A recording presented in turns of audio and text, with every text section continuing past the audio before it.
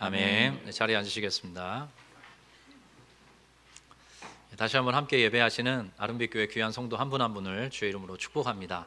오늘도 여러분이 마음으로 사모하시는 그 은혜 하나님께서 예배 가운데 부어주실 줄 믿습니다. 오늘은 지난주에 이어서 에스라 3장의 후반부 말씀을 좀 살펴보려고 하는데요.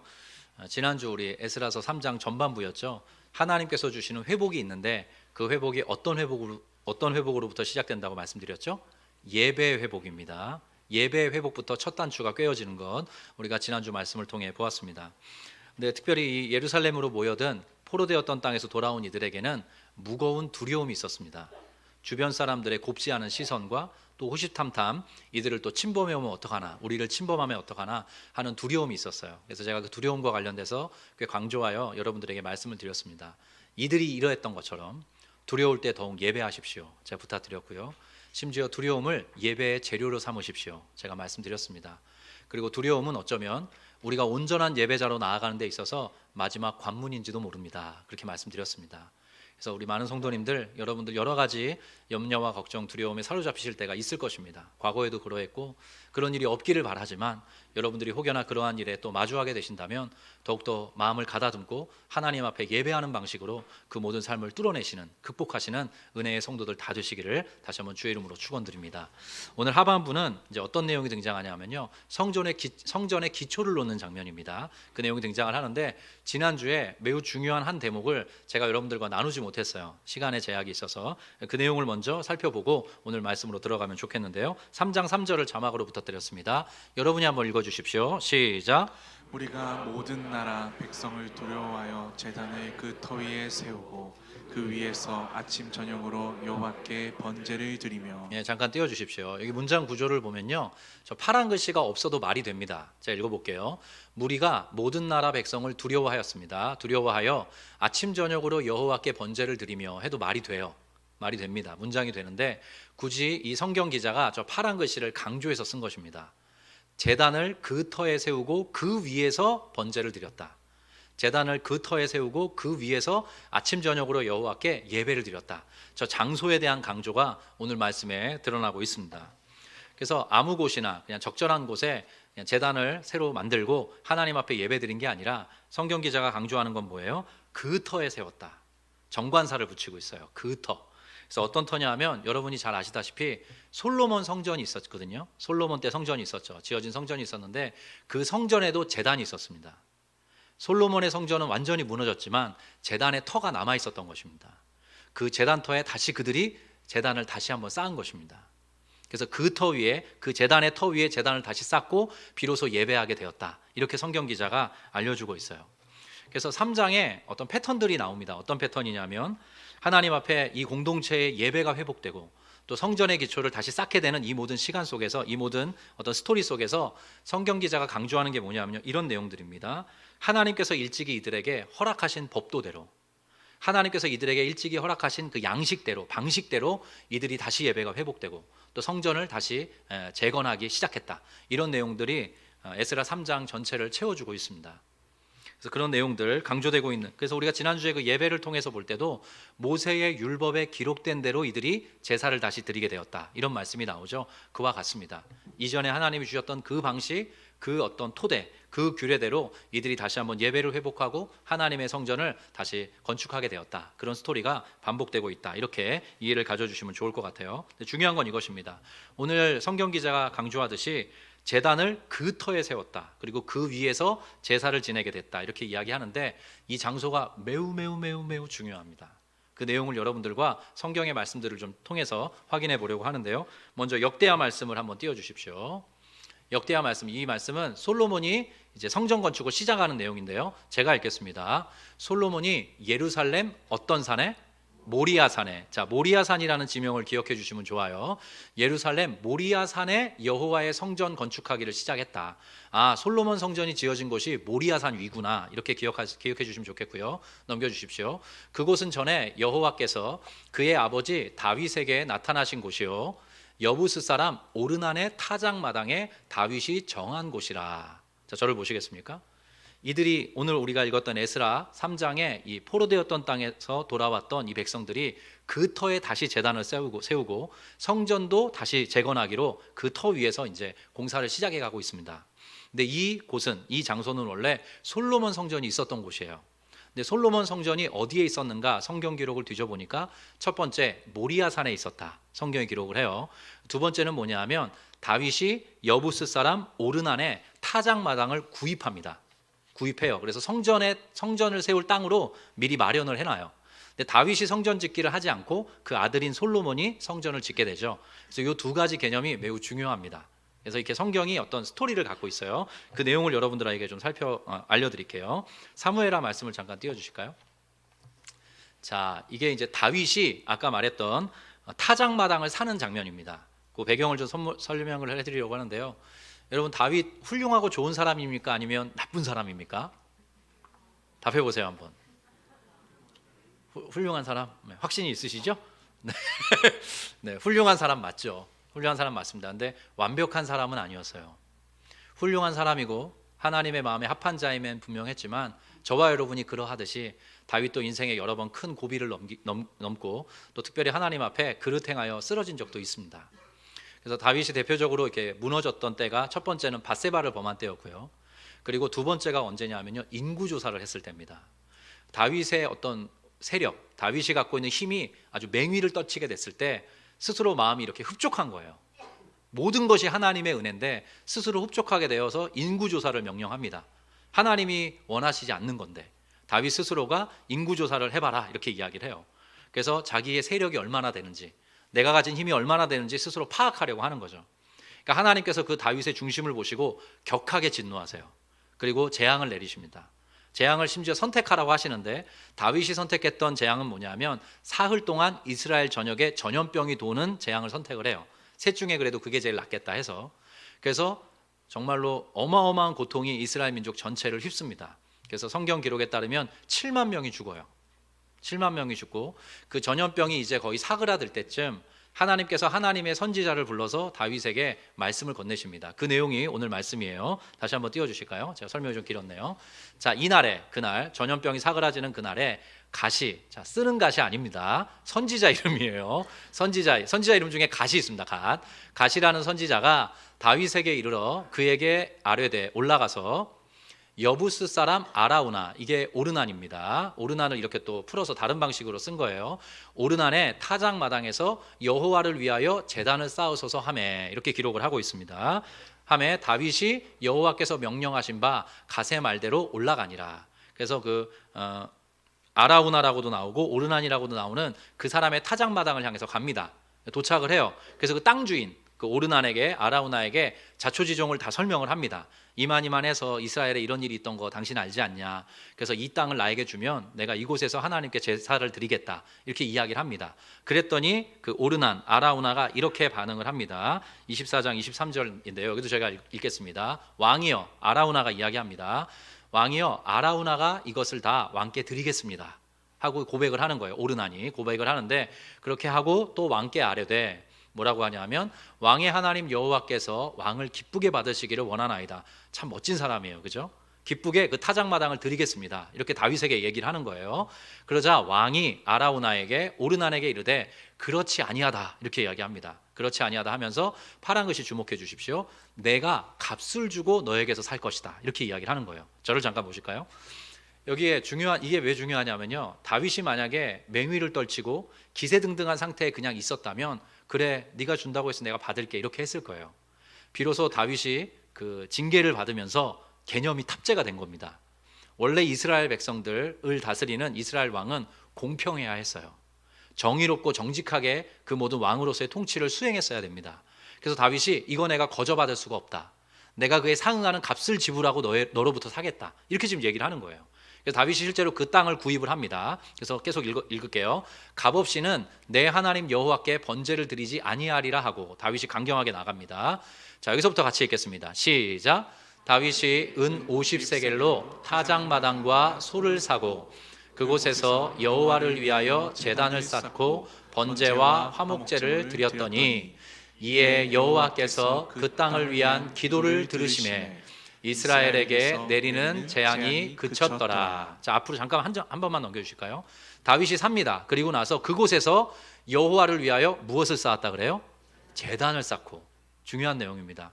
솔로몬이 성전을 짓기 전에 이 포로되었던 땅에서 돌아왔던 이들이 그 터 위에 제단을 쌓기 전에 이미 다윗이 최초로 이 땅에서 제단을 쌓았던 것입니다. 그 자리에서 그 터에 제단을 쌓았고 번제와 화목제를 드렸다라고 기록하고 있어요.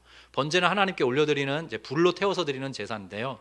특별히 화목제라는 단어를 여러분이 좀 주목하셨으면 좋겠어요.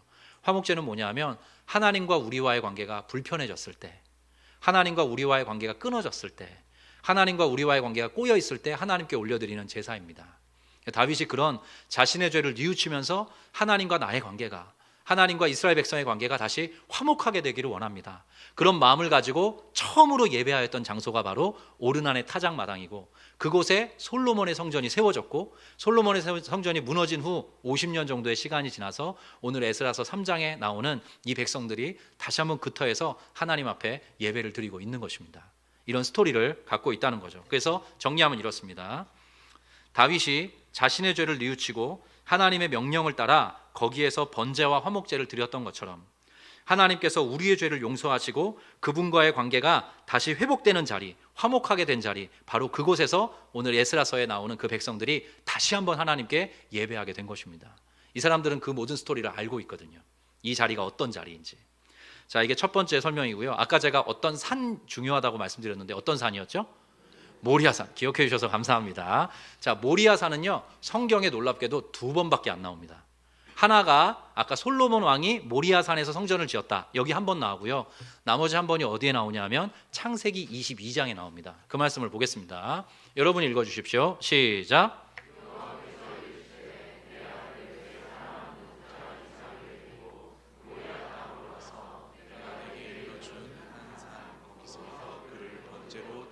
아멘. 예, 놀랍게도 여러분이 잘 아시는 믿음의 조상 아브라함이 하나님께로부터 큰 시험을 받습니다. 그 시험은 뭐냐면 독자 이삭을 제물로 바치라는 시험이었어요. 좀 상상이 안 되죠. 근데 아브라함이 이삭을 데리고 갑니다. 어딘가로 가는데 그 지역이 모리아 산이었습니다. 그래서 잘 아시다시피 이삭은, 아브라함의 아들 이삭은 아버지에 의해 제물로 바쳐지는 아들입니다. 한 번 더요. 이삭은 어떤 사람이냐? 아버지에 의해 제물로 바쳐지는 아들이에요. 여러분, 이게 누구의 그림입니까? 예수님의 그림이에요. 아브라함과 이삭의 스토리에는 예수님이 들어 있습니다. 근데 하나님께서 그 아브라함이 이삭의 몸에 칼을 딱 대려고 하는 순간 아브라함의 칼을 잡으시죠. 음성으로 멈추게 하십니다. 그리고 나서 내가 너를 알게 됐다. 내가 너의 믿음을 보았다. 이렇게 이야기하시면서 어떤 걸 예비하시죠? 어린 양 한 마리를 예비하십니다. 그래서 거기에서 여호와 이레라는 말이 나오죠. 그래서 흠없는 어린 양이 이삭을 대신해서 제물로 바쳐집니다. 그래서 이 모든 아브라함과 이삭의 스토리, 이삭을 제물로 바치려고 했던 그 모리아 땅의 이야기는 바로 우리를 대신하여 죽으실 하나님의 어린 양 예수 그리스도를 예표해주는, 예견해주는 그런 그림 언어다, 스토리다, 이렇게 여러분들께서 받아들이시면 됩니다. 정리하겠습니다.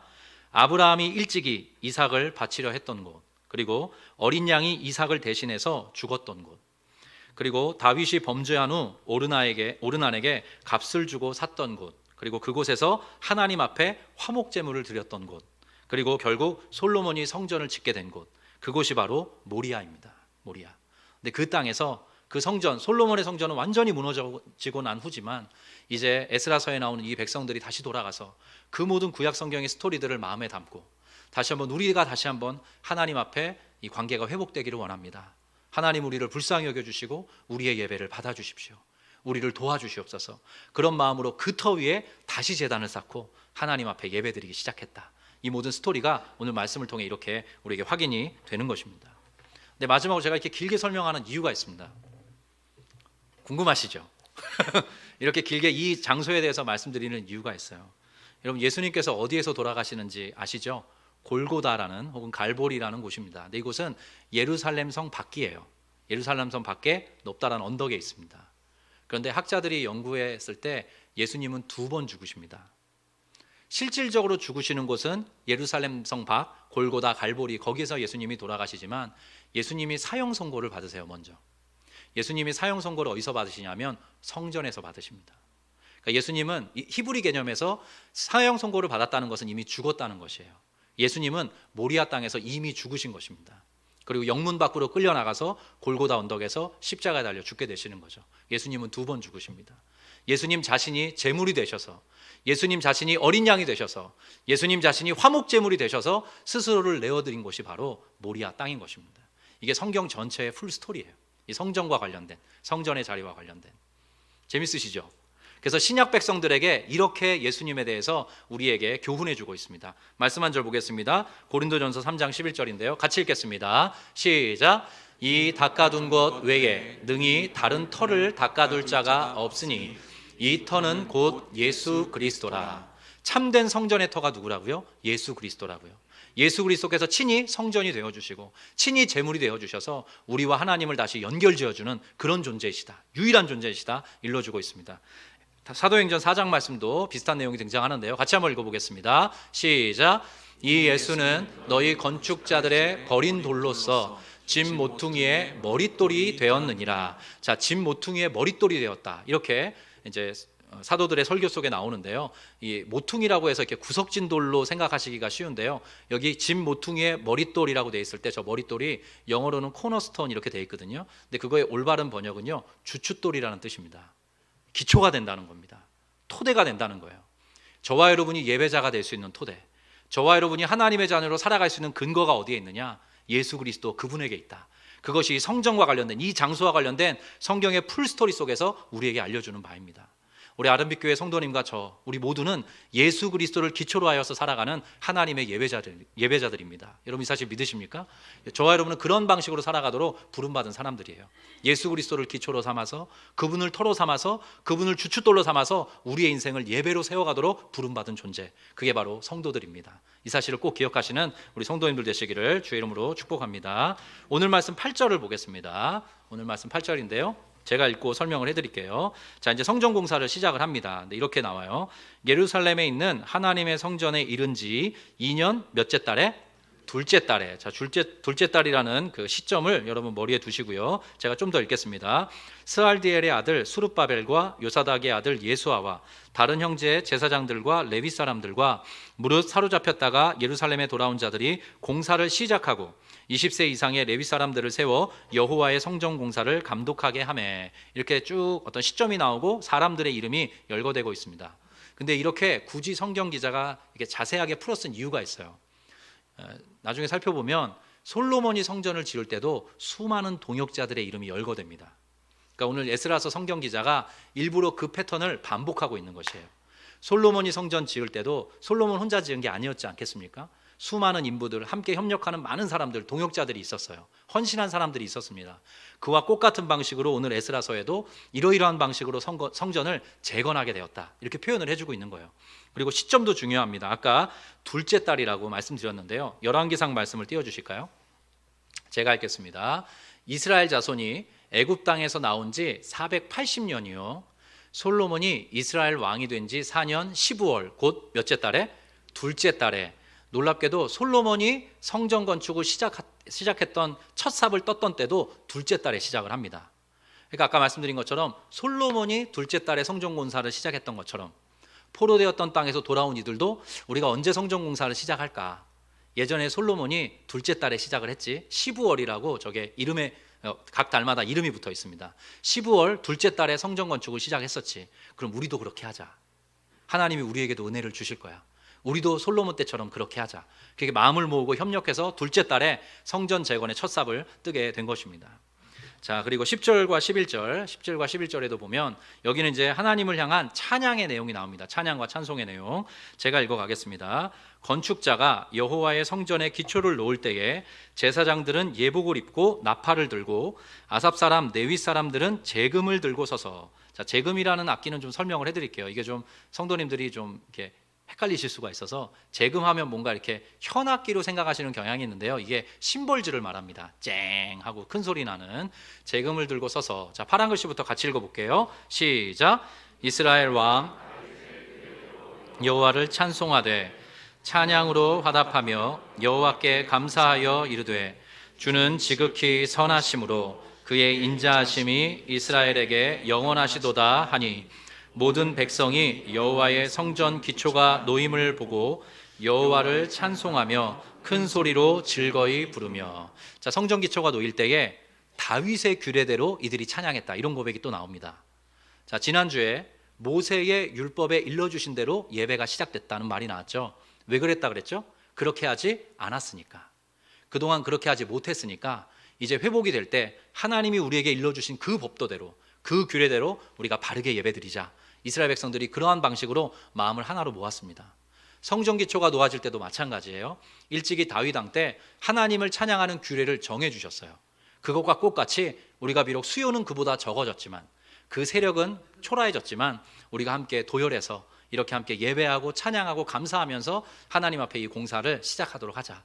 이렇게 이들이 과거에 그 아름다웠고 찬란했고 영광스러웠던 때를 기억하면서 이들이 이렇게 하나님 앞에 나아가고 있는 모습을 오늘 성경이 일러주고 있습니다. 그래서 이 패턴이 보이시죠, 여러분? 솔로몬 왕 때의 모습을 기억하면서 성전 공사 시작하고, 다윗 왕 때의 모습을 기억하면서 찬양을 드립니다. 그들의 과거에 그 찬란했던 하나님께서 주셨던 은혜의 때를 이들이 상기하면서 회복의 걸음으로 한 걸음 한 걸음 나아가고 있는 모습 우리가 확인하게 됩니다.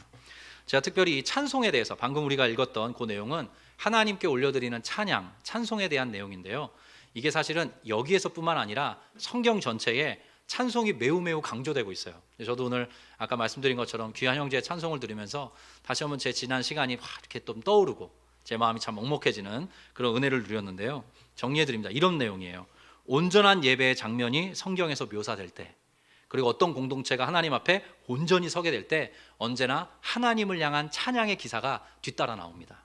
말씀을 좀 먼저 볼게요. 골로새서 3장 말씀입니다. 좀 띄워주시고 여러분이 한번 천천히 읽어주십시오. 사도 바울의 권면인데요, 시작. 그리스도의 평강이 너희 마음을 주장하게 하라.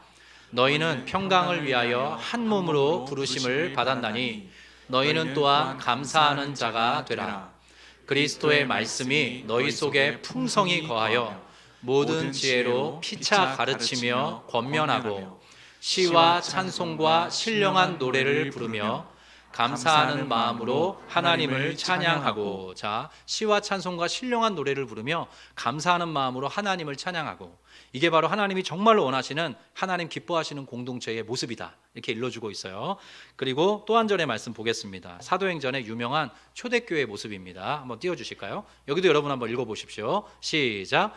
날마다 마음을 같이하여 성전에 모이기를 힘쓰고 집에서 떡을 떼며 기쁨과 순전한 마음으로 음식을 먹고 하나님을 찬미하며 또 온 백성에게 칭송을 받으니 주께서 구원받는 사람을 날마다 더하게 하시니라. 여기도 보면 하나님을 어떻게 했다 그래요? 찬미하며.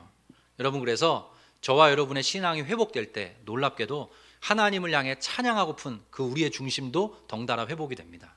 여러분, 아멘이십니까? 여러분, 지난날의 신앙의 여정을 살펴보십시오. 하나님과의 관계가 느슨해지면 찬양이 대단히 형식적이 되거나 찬양의 호흡이 딱 끊기게 됩니다. 근데 하나님이 어떤 때에 여러분의 삶을 다시 하나님 앞으로 이끌어 들이시고 하나님 앞에 마치 화목제물을 드리듯이 여러분과 하나님과의 관계가 끈끈하게 회복되는 그 순간, 저와 여러분도 모르게 우리의 중심에서부터 하나님을 향한 찬양의 고백, 그 신령한 영적인 고백이 울려 퍼지게 되는 것이죠. 개인적으로나 공동체적으로나 이 일이 모두에게 주어지는 것입니다. 그래서 제가 사실은 우리 아름빛교회 성도님들과 함께 정말로 찬양에 능한, 하나님 찬양하기를 기뻐하는 사람들로 우리가 세워져 갔으면 좋겠어요. 저도 찬양을 참 좋아하거든요. 제가 옛날의 기억에 의하면 막전엔 찐빵이라는 책이 있었어요. 제 그 기억이 분명하다면 어떤 이렇게 수필가인가 아무튼 문학가께서 쓰신 책인데 자전적인 에세이집이었어요. 근데 거기 보니까 원래 신앙생활을 전혀 안 하던 분인데 우연히 예배를 드리게 됐습니다. 누군가의 권면에 따라, 또 자기 삶의 어떤 스토리에 따라. 근데 몇 번 예배를 드나들고 신앙생활의 ABC도 모르던 때인데 자기 자신이 깜짝 놀라게 됐다는 거예요. 어느 순간 뭐냐면 나도 모르게 주일날 불렀던 찬양을 주중에 흥얼흥얼거리고 있더랍니다. 그러니까 하나님께서 한 영혼을 만나주시면, 물론 매우 지성적인 분들은 입을 좀 안 떼시는 경향이 있어요. 좀 정서적이지 않으신 분들, 아주 초지성적인 분들은 나는 끝까지 버텨야지 약간 이런. 근데 대부분의 성도들은, 제가 대부분 확인해 보면 하나님을 향해 기쁘게 찬양하고 하나님의 이름을 기쁘게 노래하는 방식으로 여러분의 삶이 회복되는 것을 많은 성도들이 동일하게 고백을 하십니다. 그래서 우리 아름빛교회 모든 성도들이 하나님 앞에 즐거이 찬양하고 온 마음 다해 하나님을 경배하는 그런 찬송에 능한 자들로 다 서시기를 주의 이름으로 축복합니다. 저희 아름빛교회의 특징이 몇 가지 있죠. 아름빛교회의 임내 찬양이 예배를 시작할 때 그 찬양이 분당 우리 교회와 꼭 같습니다. 제가 교육자들과 여러 차례 회의하다가 그렇게 하기로 결정을 했습니다. 언제까지 그렇게 하냐? 분당 우리 교회가 임내 찬양을 바꾸면 저희도 바꿀 겁니다. 근데 그냥 단순히 이렇게 따라한다 이 차원이 아니라요. 아름빛 교회가 세워질 때 분당 우리 교회에서 분립에 참여하신 성도님들이나 또 이 일을 꿈꾸고 이 일을 함께 기대하면서 온라인으로 분당 우리 교회 예배를 드리시면서 함께 은혜를 누리셨던 분들이나 동일한 그 고백으로 하나님께 나아가셨기 때문에 제가 바꿀 마음이 들지 않더라고요. 그래서 하나님이 허락해 주시는 한 분당 우리 교회에서 임내 찬양을 바꾸지 않는 때까지 우리가 그 동일한 고백으로 하나님 앞에 마음을 열고 우리의 중심의 고백을 하나님께 담아내면서 우리가 예배자의 걸음을 떼어갔으면 좋겠다. 그런 마음을 그런 형식에 담은 것입니다. 그래서 여러분 온 마음 다해서 그 임내 찬양에 여러분의 인생을, 여러분의 마음을, 여러분의 중심을 실어주시기를 부탁드립니다.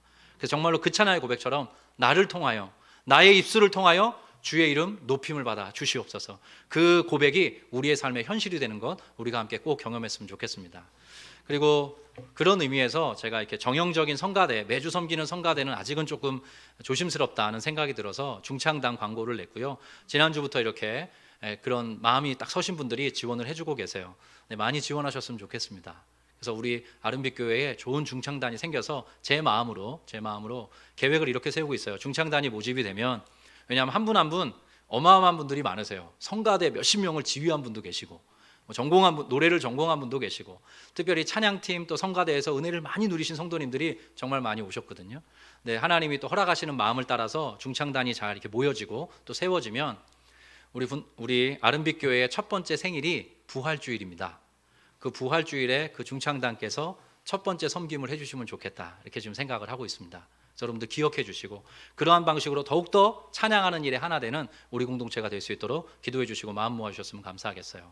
그리고 작년부터 계속 제가 새가족분들을 신방할 때 그 새가족분들이 대단히 신선하다고 이야기하면서 참 많이 은혜를 누린다는 고백을 나눠주셨던 그런 대목이 있어요. 어디냐면 다락방 성도님들이 한 다락방에서 매주 특송을 하실 때마다 매주 다른 분들이 매주 대단히 떨리고 정말로 설레는 마음으로 올라오셔서 이 예배 단상에서 하나님을 한 마음으로 손잡고 찬양하시는 모습을 보면서 함께 예배하게 된 많은 분들이 은혜를 누리셨다 이런 이야기를 합니다. 제가 지금 어떤 순장님의 얼굴이 딱 보이는데요. 그 순장님 다락방은 청심환을 먹고 올라오셨다고 하더라고요. 너무 떨려가지고 심장이 쿵쾅쿵쾅 이렇게 울려가지고 청심환까지 이제 드시고 올라오셔서 특성을 섬겨주셨다 이렇게 이야기를 해요. 제가 아직 순장님들하고 이게 다 얘기가 안 된 건데 저희가 이제 3월에 또 다락방 개편을 합니다. 순장님도 다시 또 여러분 세워지시고 다락방이 좀 조정이 되는데요. 제가 모든 다락방 다 해라고 하시는 모르겠는데 또 새롭게 편성된 다락방에서 또 기쁨으로 정말 그런 다락방이 나오면 함께 또 찬양의 추억을 쌓아가는 은혜도 있었으면 좋겠어요. 그래서 한 성도도 예배 없이 정말로 한 분도 예배 없이 하나님을 찬양하고 하나님을 즐거이 노래하는 일에 정말로 이렇게 마음을 기울이는 그런 예배 공동체로 우리가 함께 세워져 가면 정말 좋을 것 같습니다. 자, 마지막 대목 보겠습니다. 12절 13절인데요. 여기는 제가 읽겠습니다. 눈으로 따라와 주십시오. 제사장들과 레위 사람들과 나이 많은 족장들은 첫 성전을 보았었답니다. 첫 성전을 보았으므로 이제 이 성전의 기초가 놓임을 보고 대성통곡했답니다. 여러 사람은 기쁨으로 크게 함성을 지르니 백성이 크게 외치는 소리가 멀리 들리므로 즐거이 부르는 소리와 통곡하는 소리를 백성들이 분간할 수가 없었답니다. 저는 성경에 가장 고도한 문예적 표현이 여기에 나온다고 생각합니다. 일단의 사람들은 솔로몬 성전을 봤었던 거예요. 그러니까 솔로몬 성전이 무너지고 나서 이 시점이 50년 정도 흐른 뒤거든요. 그래서 적어도 50세 이상 한 60, 70 정도 됐던 그 공동체의 어르신들께서는 솔로몬 성전을 다 봤던 것입니다. 솔로몬 성전을 다 봤었기에 돌아와서 성전의 기초를 다시 놓는 그날 그 모습을 보면서 꺼이꺼이 대성통곡하지 않을 수 없었던 것이죠. 여러분 그 감정이 이해가 되시죠? 근데 제가 1부 때 이게 좀 엉켰었는데 제가 대성통곡하면 잊을 수 없는 영상이 있어요. 저 정말 이렇게 대성통곡하는 사람을 본 적이 없어요. 영상 한번 띄워주실까요? 할인이 왜 울었어요?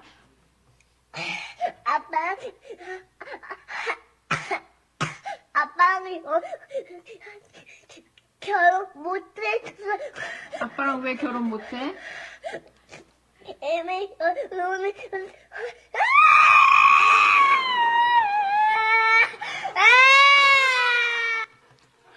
제가 몇 년 전에 봤던 영상인데 잊을 수가 없어요. 대성통곡하니까 설교 원고가 작성이 안 되고 이 아가씨가 떠오르면서 아빠랑 결혼을 못해서. 왜 못해? 이미 결혼을 해서. 그러면서 저는 딸이 없어가지고요. 이 딸 가진 아빠들의 마음, 네, 상당히 부럽습니다. 네. 그래서 제가 1부 때도 이 영상을 틀어드려야 되나 말아야 되나 고민을 했어요. 왜냐하면 설교 내용을 다 잊어버리시고 이 아가씨만 기억을 하실 것 같아서. 다시 돌아오겠습니다. 다시 돌아오겠는데, 여러분들 이때 이 이스라엘의 제사장들, 레위 지파 사람들, 그리고 나이 연로하셨던 족장들의 마음을 한번 생각해 볼까요? 그들의 마음이 뭐 때문에 그렇게 꺼이꺼이 대성통곡하게 되었는지. 하나님이 우리 백성을, 우리나라를, 우리 민족을 특별히 사랑하셨지. 아브라함을 거쳐 하나님께서 특별한 일들을 행하셨지. 모세와 다윗과 솔로몬 때 참 특별한 은혜로 하나님 앞에 우리 공동체가 세워졌었지. 근데 그 모든 은혜를 우리가 소위 털어먹었지. 지난날에 참 하나님 앞에 우리가 참 잘못 살았지. 그런데 하나님께서 다시 한번 기회를 주셔서 우리가 돌아오게 되었지. 그리고 이렇게 다시 한번 성전의 기초를 오늘 놓게 되었지. 울 수밖에 없는 것입니다. 눈물을 흘릴 수밖에 없는 거예요. 근데 또 한 부류의 사람은 그 과거의 영광을 보지 못했기 때문에 그저 기뻐하고 즐거워하면서 거기서 함께 환호성을 질렀다. 이런 고백이 뒤엉켜서 나오고 있습니다. 충분히 이해가 되는 대목이죠. 근데 여러분, 회복의 책 에스라에 이 성전 기초를 놓는 이 장면에 왜 이 독특한 감정선에 대한 기록을 남겨두고 있을까요? 하나님께서 회복을 허락하실 때 우리 하나님의 공동체들이 경험하는 이 특별한 감정에 대한 묘사가 여기에 등장하고 있는 이유는 무엇일까요? 저는 이곳에 되게 이 지점에 오랫동안 머물게 됐거든요. 근데 제가 내린 결론은 이렇습니다. 아마도 한 신앙인이 온전히 회복될 때, 그때 하나님께서 눈물과 기쁨을 겸하여 주시기 때문이 아닐까 생각해 보게 되었습니다. 저도 그랬습니다. 저도 하나님이 특별한 방식으로 저의 삶을 다루어 주셨을 때, 깊은 후회의 터널을 지나서 하나님 앞에 첫걸음을 탁 떼게 되었을 때 너무나 죄송했어요. 너무나 지난 날이 후회스러웠습니다. 너무나 부끄러웠고, 왜 나는 그렇게 허탄한 삶을 보냈나, 하나님 앞에 다시 한번 한숨 짓게 됐습니다. 근데 그것이 끝이 아니라 하나님이 저에게 빛을 비춰주시더라고요. 그리고 내가 누구인지, 내가 어떻게 살아가야 되는지 다시 한번 알게 하시더라고요. 내가 안다. 내가 너를 헤아려 알고 있다. 근데 그거 아니, 내가 너를 포기할 수가 없다. 내가 너를 끝까지 사랑할 거다. 네가 앞으로 어떠하든지 나는 이 사랑을 거둘 마음이 없다. 이런 방식으로 하나님이 제 삶에 찾아오시더라고요. 제 삶에도 눈물과 기쁨이 겸하여 주어지게 됐고, 그 시간이 하루하루 쌓여서 오늘 여러분 앞에 서게 된 것입니다. 그래서 오늘 이 에스라서, 하나님의 회복을 우리에게 이야기해 주고 있는 이 책이 이렇게 눈물과 기쁨을 이 공동체에 겸하여 주시는 하나님의 모습을 묘사하고 있는 게 아닌가 생각해 봅니다. 이 자리에서 예배하는 성도님들, 저는 기뻐하셨으면 좋겠어요. 그러나 여러분 중에 하나님 앞에 말 못할, 또 여러분 스스로 말 못할 지난날의 후회가 있다면, 지난날의 회한이 있다면, 지난날의 부끄러움과 연약이 있다면 하나님 앞에 때로 우십시오. 때로 대성통곡하는 게 필요합니다. 그러나 그것은 울음에서 그치지 않을 것입니다. 하나님이 반드시 하나님의 은혜의 빛을 다시 한번 비춰주셔서 여러분을 기쁨으로 찬양하는 사람으로, 기쁨으로 예배하는 자로 하나님께서 여러분의 삶을 이끌어 주실 것입니다. 언제까지나 그러한 은혜를 경험하면서 걸어가는 우리 모든 성도들이 되었으면 좋겠습니다. 그래서 제가 설교 원고에 이렇게 작성해 보게 됐습니다.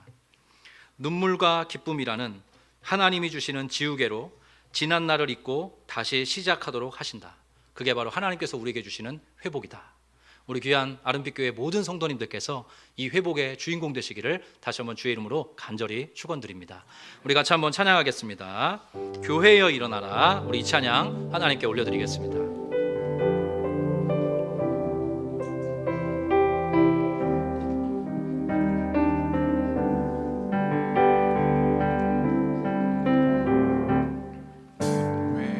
일어나라. 주께서 부르시니, 주께서 부르시니 두려움과 실패 내려놓고 교회여 일어나라. 교회여 일어나라. 교회여 일어나라. 주께서 보내시니 우릴 부르시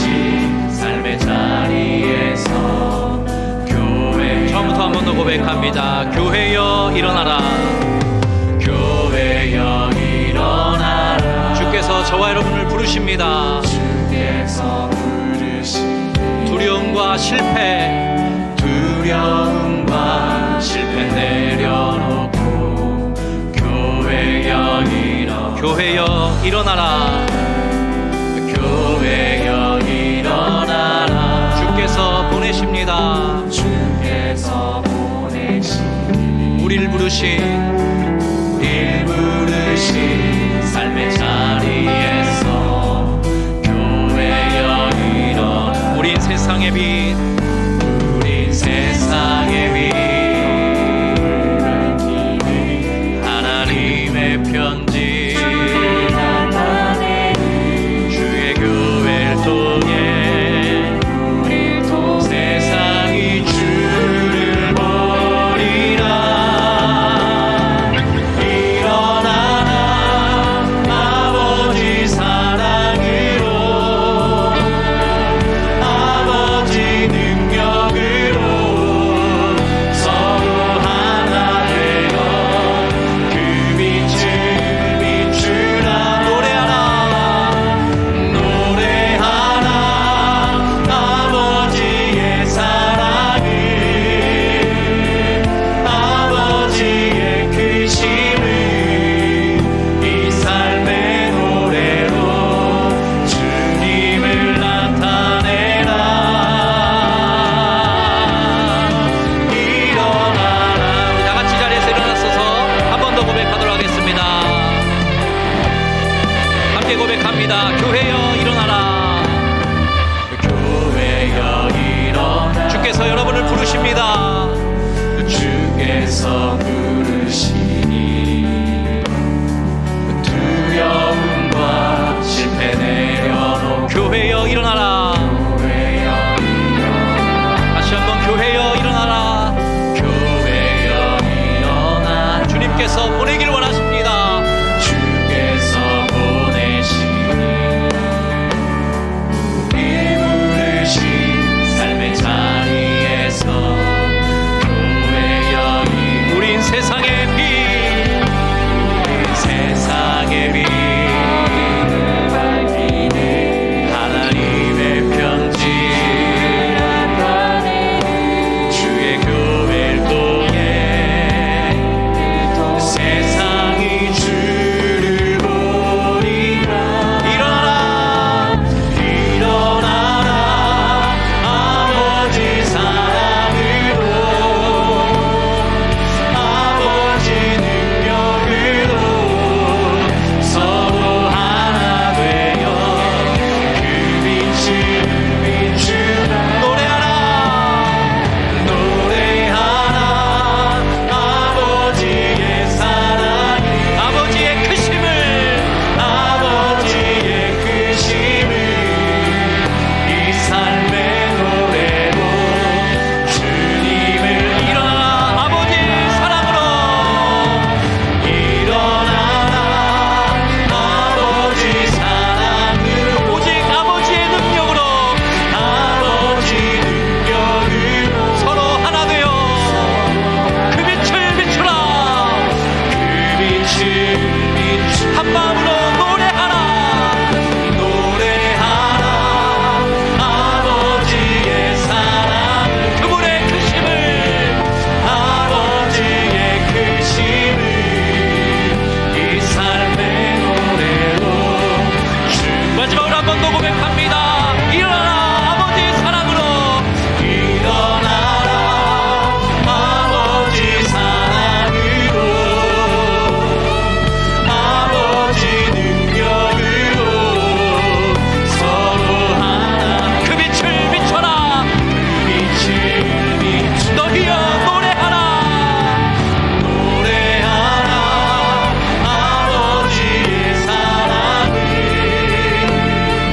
아버지의 크심을 이 삶의 노래로 주님을 나타내라. 일어나라.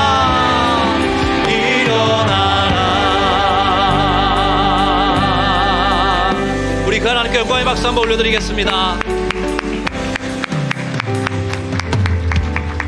우리 시간 함께 기도하기 원합니다. 우리 회복을 위해서 기도하겠습니다. 하나님, 내 삶이 다시 회복되기 원합니다. 온전한 예배자로 회복되기 원하고, 잃어버렸던 첫사랑을 회복하기 원하고, 하나님 앞에 가장 순전한 마음으로 뜨겁게 예배하였던 그때의 그 중심으로 돌아가기 원합니다. 하나님, 그 제단 위에, 그 터 위에 다시 한번 제단을 쌓고 그 예수 그리스도라는 터와 기초 위에 내 인생을 쌓아갈 수 있도록 도와주시옵소서. 또 하나, 하나님께서 나의 회복을 이끌어내실 때 내 삶에 눈물과 기쁨을 겸하여 주신다는 그 사실 다시 한번 말씀을 통해 확인합니다. 하나님, 제가 때로 울게 하시고 때로 기뻐 찬양할 수 있도록 나의 삶을 다시 한번, 나의 영혼을 다시 한번 깨우쳐 주시옵소서. 깨워주시옵소서. 우리의 중심을 주님 앞에 올려드리면서 주여 한번 외치고 함께 합심으로 기도하겠습니다. 주여. 하나님 아버지, 은혜와 사랑에 감사합니다. 예수 그리스도라는 진정한 터 위에, 진정한 기초 위에, 그 토대 위에 우리의 삶이 다시 한번 건축되기를 원합니다.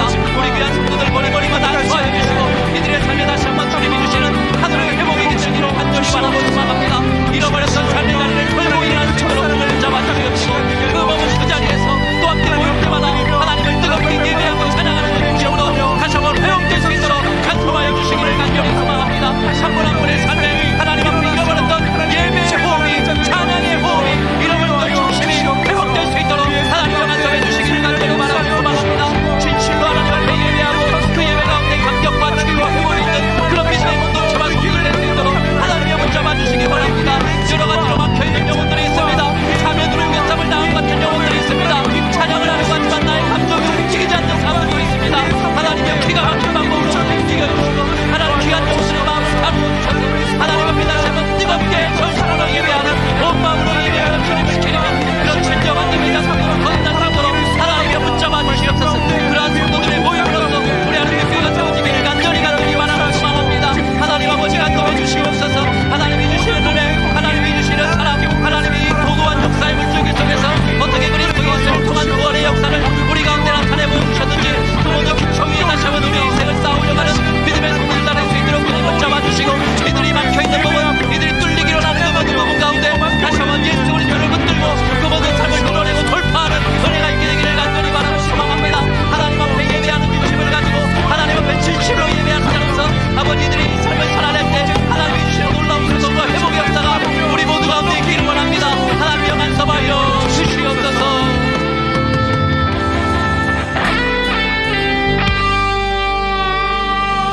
하나님 아버지, 은혜와 사랑에 감사합니다. 예수 그리스도라는 유일한 기초 위에 우리의 삶을 세워가기를 원합니다. 우리가 그동안 예배자로서 참 많이 무디어져 있었습니다. 하나님이 어떤 죄악 가운데 나를 구원해 주셨는지, 하나님이 어떠한 나의 삶에 그 모든 쓴 흔적들을 하나님의 은혜의 지우개로 지워주셨는지 그 모든 감격을 잃어버린 채 형식적 신앙인으로 살아가고 있었습니다. 하나님, 다시 한번 저와 우리 아름빛교회 이 시간 예배하는 모든 성도들의 머리마다 주님께서 주의 성령을 허락하여 주셔서 우리가 다시 중심으로 주님 앞에 진실이 예배하는 예배자로 회복될 수 있도록 간섭하여 주시옵소서. 눈물 흘리는 자의 눈물을 닦아주시고 그 끝에 하나님이 기쁨의 찬송을 그 입술과 마음에 물려주셔서 일평생 하나님을 즐거이 찬양하는 예배자로 살아갈 수 있도록 도와주시고, 모든 회복의 시작이 예배로부터 시작된다는 이 성경의 진리가 우리 성도들의 삶과 가정과 사업의 현장 가운데 유효한 것이 될 수 있도록 간섭하여 주시옵소서. 예배에 실패하지 아니하는 아름빛교회가 될 수 있도록 하늘의 하나님께서 간섭하여 주시옵소서. 여호와는 내게 복을 주시고 너를 지키시기를 원하며, 여호와는 그 얼굴을 내게 비추사 은혜 베푸시기를 원하며, 여호와는 그 얼굴을 너에게로 향하여 드사 평강 주시기를 원하노라. 사랑하는 자여, 내 영혼이 잘됨같이 내가 범사에 잘되고 더욱더욱 강건하기를 내가 간구하노라. 지금은 우리 구주 예수 그리스도의 은혜와 하나님 아버지의 크고 신실하시며 위대하신 사랑하심과 성령님의 내주하시고 교통하시며 우리와는 함께 하시고, 우리도 다시 한번 회복되어 하나님 앞에 진실이 예배하고 중심으로 찬양하도록 만들어주시는, 인도해주시는 인도와 보호의 역사가 오늘 이렇게 함께 모여 예배하는 모든 아름빛교회 성도 한 분 한 분 위에, 속한 가정과 자녀들, 또 일가 친척들 위에, 우리 아름빛교회 평생 위에, 또 우리 성도님들의 사업의 현장 위에 지금부터 영원토록 함께 계시기를 간절히 축원드리옵나이다. 아멘.